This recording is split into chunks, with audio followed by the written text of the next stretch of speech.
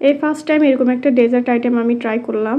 আলহামদুলিল্লাহ, বানাতেও সাকসেস হয়েছি এবং খেতে তো অসাধারণ হয়েছে, বলার মতো না।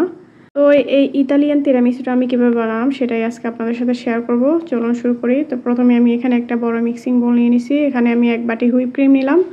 নিয়ে আমি এখানে একটা হ্যান্ড বিটার দিয়ে এটাকে বিট করে নিচ্ছি। প্রায় 2 মিনিট পর্যন্ত আমি এটাকে বিট করে নিলাম।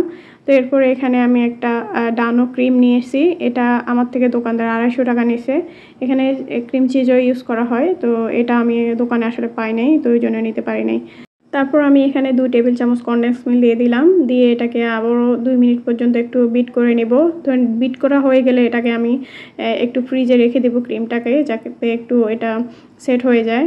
তো এরপরে আমি এখানে একটা বাটিতে 1 টেবিল চামচ কফি নিয়েছি। কফিটাকে আমি পানি দিয়ে গুলিয়ে নিচ্ছি। তো এখানে আমার মনে হয়েছে কফিটা বেশি, পানিটা কম। তো আবারও আমি একটু পানি বেশি করে দিয়ে দিলাম। দিয়ে এটাকে মিলিয়ে নিছি। তিরামিসু বানাতে যে বিস্কিটটা ইউজ করা হয়, মানে লেডি ফিঙ্গার বিস্কিটটা, এটা আমি কোথাও কোনো দোকানে পাই নাই, অনেক খুঁজছি। তারপরে এই বিস্কিটটা আমি একটু লম্বা সাইজের এই বিস্কিটটা নিয়েছি। তারপরে এই বিস্কিটটাকে আমি কফির পানিটাতে ডিপ করে করে প্রথম লেয়ারটা দিয়ে দিব। দিয়ে এই যে ক্রিমটা আমি বের করে নিয়েছি ফ্রিজ থেকে, এটাতে আমি একটু সামান্য ভ্যানিলা এসেন্স দিয়ে এটাকে মিলিয়ে নিছি। প্রথমে আমি ভ্যানিলা এসেন্স দিতে ভুলে গেছিলাম। এরপরে ক্রিমটাকে উপর থেকে একটা লেয়ার করে দিলাম। তারপর আমি এখানে বিস্কিট এবং ক্রিমের দ্বিতীয় লেয়ারটা উপর থেকে এভাবে দিয়ে দিলাম। দিয়ে এখানে কোকো পাউডার এবং কফি পাউডার দুটাকে আমি ডাস্ট করে দিচ্ছি। দিয়ে এটাকে আমি ওভারনাইট ফ্রিজে রেখে দিলাম। দেওয়ার পর এই যে পরের দিনের এটা লুক দেখেন, এত বেশি মজা হয়েছে।